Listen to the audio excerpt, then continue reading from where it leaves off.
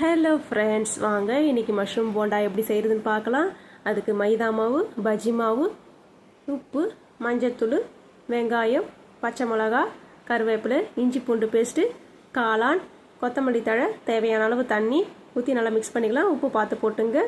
சமையல் சோடா மாவு கொஞ்சமாக போட்டு மிக்ஸ் பண்ணி வச்சுங்க. கடாயில் எண்ணெய் ஊற்றி எண்ணெய் சூடானதும் மாவு அள்ளி போண்டா ஷேப்பில் போட்டு வேக வச்சு திருப்பி போட்டு பொன்னிறமாக எடுத்துக்கலாம். இதில் பார்த்தீங்கன்னா மஷ்ரூமில் அதிக மருத்துவ குணங்கள் இருக்குதுன்னு சொல்கிறாங்க. அது பெண்களுக்கு கர்ப்பப்பை பிரச்சனைகளுக்கெல்லாம் ரொம்பவே ஹெல்ப் பண்ணுதுன்னு சொல்கிறாங்க. இது அடிக்கடி உணவில் சேர்த்துங்க.